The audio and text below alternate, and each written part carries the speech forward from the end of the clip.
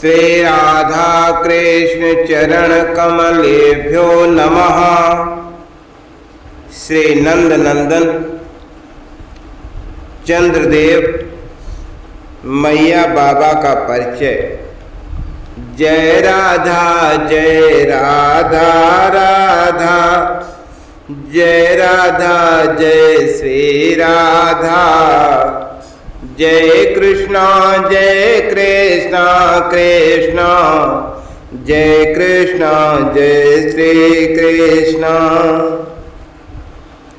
चंद्रदेव कहते हैं कि मैं विराट पुरुष का मन हूँ, अतः परम पुरुष को जब पृथ्वी पर अवतीर्ण होना होता है वे प्रायः मुझे माध्यम बना लेते हैं। केवल तब नहीं जब उन्हें नरसिंह अथवा बाराह के समान अकस्मात आविर्भूत होना होता, अन्यथा तो वे मेरे माध्यम से मन में आते हैं। उन महाभाग के जिनको पिता का सौभाग्य देना होता है और फिर पिता से माता में, इस प्रक्रिया का एक पुण्य परिणाम है कि श्री पुरुषोत्तम के अनेक अवतार रहस्य जो सृष्टिकर्ता को भी ज्ञात नहीं होते मुझे स्पष्ट रहते हैं। सिंधुजा के कारण मैं समुद्रोद्भव से नारायण का श्यालक हूँ और यही सम्मान किसी के लिए कम नहीं है, किंतु इस बार तो परात्पर पुरुष ने मुझे कुल पुरुष बनाकर जो गौरव दिया है उससे अब कोई संकोच नहीं है कि श्रुति के सुरों में वेदज्ञ ब्राह्मण कहते हैं, सोमो अस्माकं ब्राह्मणाम नाम राजा। मुझ शशि को भगवान भूतनाथ ने भाल भूषण बनाकर सनाथ कर दिया था और अब तो मैं सचमुच सुधाकर हो गया हूँ। अपनी संपूर्ण शक्ति से ब्रज धरा को सुधा सिंचित करके मैं धन्य धन्य हूँ। मथुरा द्वारिका में ही नहीं ब्रज में भी उन परात्पर पुरुष ने मुझे कुल पुरुष होने का गौरव प्रदान किया है। इस बार कभी कभी सृष्टिकर्ता भी इन लीलामय की लीलाओं में भ्रांत हो जाते हैं तो मेरी क्या गणना, किंतु इस बार देवी योग माया भी मेरे कुल में आई तो आने से भी पूर्व उन्होंने मुझ पर अपना प्रभाव डालने में संकोच प्रारंभ कर दिया। अतः मैं स्पष्ट समझ सका कि सृष्टिकर्ता को परम पुरुष के परिकरों में कहाँ कैसे भ्रम हो गया। अभी ये गोकुल में देवी रोहिणी है, भगवान ब्रह्मा ही भूल में है कि ये नाग माता कद्रू है, तो सुरों की समझ कहाँ इनके स्वरूप की छाया सू सकती है। उस दिन महर्षि कश्यप ने कहा, पुरंदर के जन्म से पूर्व की बात है, मैं नाग माता कद्रू के समीप था और देवी अदिति मेरे सामीप्य को उत्सुक थी। मुझे विलम्ब हुआ तो अदिति को लगा कि कद्रू ने मुझे रोक लिया है। उन्होंने कद्रू को रुष्ट होकर मानव योनि में जन्म लेने का शाप दे दिया। जब कद्रू ने सुना उन्होंने भी यही शाप अदिति को दिया। अब मैं अंश रूप से मथुरा में वसुदेव के रूप में उत्पन्न हुआ तो अदिति देवकी तथा कद्रू रोहिणी के रूप में आ गई। लेकिन अब देवकी के लिए रोहिणी परम प्रिय है और रोहिणी देवकी पर प्राण देती है। महर्षि कश्यप मेरे भाई होते हैं क्योंकि वे भी मेरी भांति सृष्टा के पौत्र हैं, किंतु मुझे कहाँ अधिकार है कि परात्पर पुरुष के रहस्य प्रकट करूं। ये तो महर्षि को स्वयं सोचना चाहिए कि धरणीधर शेष और साक्षात भगवान अनंत में अपार अंतर है। उन गोलोक बिहारी के अग्रज को अवतीर्ण होना है तो माता रोहिणी ही आवेगी। नाग माता कद्रू केवल उनसे एक हो सकती है। यही भ्रम भगवान ब्रह्मा को है और गोकुलेश्वर तथा वृत्सानपुर के स्वामी दोनों ही परिवारों के संबंध में है। बहुत सीधी सी बात है कि जब उन निखिल लोक महेश्वर को अवन पर अवतीर्ण होना है, जब उनका नित्य धाम धरा पर ब्रज बनकर आविर्भूत हुआ है तो उनके नित्य परिकर भी यथाक्रम आवेंगे ही। जगत में इन परकरों के ही तो प्रतिबिंब जन्म जन्म से जीव बने भटक रहे। अब जिनका पुण्य परिपाक हो गया है, जो उन आनंद घन का सानिध्य पाने का अधिकार अर्जित कर चुके हैं, वे अब इस अवतार काल में अपने नित्य दिव्य चिदघन स्वरूपों से एकत्व तो प्राप्त करेंगे। वसुश्रेष्ठ द्रोण ने अपनी पत्नी धरा के साथ गंधमादन पर्वत पर सुप्रभा के तट पर गौतम आश्रम में रहकर श्री हरि के दर्शन के निमित्त घोर तप किया, क्योंकि सृष्टि के प्रारंभ में तो सृष्टा सबको ही सृजन करने का आदेश दे रहे थे। उन हंस वाहन चतुर्मुख ने धरा और द्रोण को भी यही आदेश दे दिया था, और ये दंपति चाहते थे कि श्री नारायण इनके पुत्र बने। परम पवित्र कामना, किंतु श्री हरि भी क्या करें। किसी भी जीव को वह जिस नित्य धामस्थ का प्रतिबिंब ज्योति किरण है उससे पृथक तो नहीं किया जा सकता।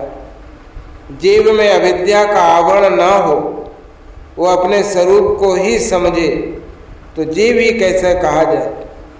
वसुश्रेष्ठ द्रोण और देवी धरा को कहाँ पता था कि वे जो चाहते हैं वो तो उनके अकल्पनीय प्राप्य का क्षुद्रांश भी नहीं। शताब्दियां व्यतीत होती चली गईं कि श्री हरि का दर्शन नहीं हुआ, तो दंपति ने अग्नि प्रवेश करके देह त्याग का निश्चय कर लिया। चिता प्रज्वलित की, सुप्रभा के पावन प्रभाव में स्नान करके अग्नि की प्रदक्षिणा करने चले। तभी आकाशवाणी हुई, तुम ये प्रयास मत करो, गोकुल में प्रकट होने पर मुझे अवश्य पुत्र रूप से प्राप्त कर लोगे। अब दोनों लौटे ब्रह्मलोक। भगवान ब्रह्मा ने भी प्रसन्न होकर वरदान मांगने को कहा। दोनों ने मांगा, परम पुरुष पुरुषोत्तम पृथ्वी पर प्रकट हों तो उनमें हमारा वात्सल्य हो, वे हमारे पुत्र बनकर हमारे अंक में, हमारे आंगन में क्रीड़ा करें। एवं अस्तु सृष्टिकर्ता ने कह दिया, और फिर स्वयं स्तब्ध रह गए। परम पुरुष पुरुषोत्तम निखिलेश्वर तो किसी के वरदान के विषय नहीं है, लेकिन अब तो उनसे प्रार्थना ही की जा सकती थी कि वे सृष्टा के सत्य की रक्षा कर लें। सृष्टिकर्ता के भ्रम का यही कारण है। वे समझते हैं कि गोकुल में वसुश्रेष्ठ द्रोण नंद राय हुए हैं और गोपराज गिरभानु सुमुख की पत्नी पद्मावती पाटली से प्रकट कन्या यशोदा नंद पत्नी धरा हुई। नित्य गोलोक बिहारी के नित्य बाबा और मैया को भी तो पृथ्वी पर आना चाहिए। जब उन साक्षात गोकुलेश्वर को आना है। श्री नंद राय में द्रोण ने और यशोदा में धरा ने एकत्व प्राप्त कर लिया। अब उन्हें परात्पर परम पुरुष पुरुषोत्तम का पितृत्व मातृत्व तो मिलना ही है। श्री नारायण के अंशोद्भव वासुदेव को भी उन नंद नंदन से एक होकर रहते हुए अपना वरदान तथा इनकी तपस्या का संकल्प सत्य करना है। यही बात वृहत्सानुपुर अर्थात बरसाना के संबंध में भी है। पूर्व जन्म में मनवंशी सुचंद्र का विवाह पितरों की मानसी कन्या कलावती के साथ हुआ। भगवती पार्वती की माता मैना की इन महिमामयी बहन के साथ दीर्घ काल तक राज्य करने के पश्चात सुचंद्र जी पुलह आश्रम में तप करने चले गए। भगवान ब्रह्मा इनके तप से संतुष्ट होकर ब्रह्मलोक से उतरे। उन मराल वाहन ने कहा, वरदान मांगो, प्रभु आप प्रसन्न हैं तो मुक्ति प्रदान करें। सुचंद्र ने मांगा, प्राणी का परम पुरुषार्थ तो यही है, पति ही नारी का सर्वस्व है। कलावती ने अत्यंत आर्त होकर प्रजापति से कहा, आप ये देने कैवल्य मुक्ति देते हैं तो मेरा क्या होगा? मैं तो इनके चरणों से पृथक रह नहीं सकते और न मेरी कैवल्य में रुचि है। मैं इनसे एक होना नहीं, इनका नित्य सानिध्य चाहती हूँ। अतः आप सोच कर इन्हें वरदान दें। आपने इन्हें मोक्ष का वरदान दिया तो मैं आपको शाप दूँ। देवी, आपका शाप मुझे भी भ्रष्ट कर सकता है, ये जानता हूँ। ब्रह्मा जी ने कहा, वैसे भी मैं कैवल्य देने में समर्थ नहीं हूँ। मैं रजोगुण का अधिष्ठाता, केवल कल्पांत में ज्ञानोपदेश का अवकाश पाता हूँ। अतः सुचंद्र जी को कोई दूसरा वरदान मांगना चाहिए। तब मैं मांगना नहीं चाहता। मानधनी महाराज ने सुचंद्र ने कहा, आपको मुझे कुछ बनाना ही है तो मुझे ऐसा बनाइए कि मैं निखिल लोक महेश्वर को भी दे सकूं, उनका परम अभीष्ट प्रदाता बनूं। एवं अस्तु। श्रेष्ठ कृता ने बद्धांजलि प्रणाम किया। आप दोनों मेरे भी प्रणम्य हो गए। उन निखिल लोक महेश्वर का परमाभीष्ट तो उनकी ऐलादिका शक्ति ही है। अब वे अनंत वात्सल्यमयी ही मेरे वरदान की मर्यादा रक्षा करेंगे। वृत्सानपुर में सुरभांजी अर्थात महीभांजू की पत्नी पद्मावती से वृषभान प्रकट हुए तो उन्हें नित्य के श्री विग्रह में सुचंद्र ने तदात्मिक स्थापित कर लिया। कान्यकुब्ज नरेश वलंदन के यज्ञ कुंड से वृषभानु की नित्य प्रिया देवी कार्तिदा प्रकट हुई। उनसे एक होने के कारण कलावती अयोनिजा बनी रही। अब यह तो सर्वविदित ही है कि अपने मित्र वृषभानु के लिए नंदराय ने अपनी कौमारावस्था में ही कान्यकुब्ज पति से उनकी यज्ञ कुंडोद्भवा कन्या मांगी थी और बृजपति पर्जन्य के कुमार की प्रार्थना स्वीकार करके कान्यकुब्ज नरेश ने वृषभानु को बुलाकर सविध कन्यादान कर दिया था। अब तो ब्रजधरा पर गोकुल में उन परम पुरुष के अग्रज भगवान अनंत अवतीर्ण हो चुके हैं। उनका परिकर आने लगा है। मेरा कुल, मेरा यह भुवन भूषण कुल जो मुझे भी परम धन्य करता है, बढ़ रहा है। उन अनंत के आविर्भाव के 2 दिन पश्चात ही उपनंद जी की पत्नी तुंगी की गोद पूर्ण हुई। इनके पुत्र का नामकरण हुआ ऋषभ। इसके ठीक 7 दिन पीछे सनंद की पत्नी कुबला के अंक में आया अर्जुन और उसके 3 सप्ताह के पश्चात अभिनंद जी की पत्नी पीवरी का गृह पुत्र जन्मोत्सव से मुखरित हुआ और इस बालक का नाम विशाल और उसके आकार के अनुरूपी था। ब्रज में बालक आने प्रारंभ हो गए थे और मेरे आनंद की सीमा नहीं थी।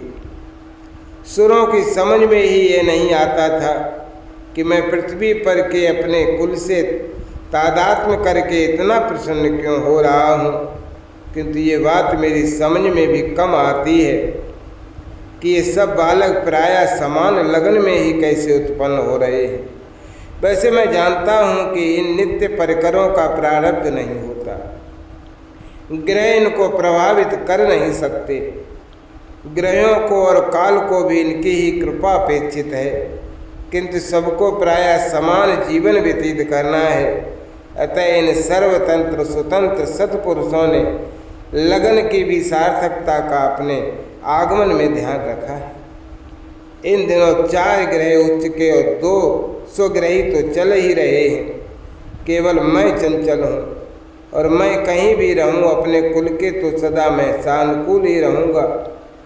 मेरा संपूर्ण आशीर्वाद समस्त सुधा किरणें इन आए और आने वाले शिशुओं के लिए। मुझे इनके नित्य सखा ने कुल पुरुष स्वीकार किया है। जय राधा जय राधा राधा, जय राधा जय श्री राधा, जय कृष्णा कृष्णा जय कृष्णा जय श्री कृष्णा।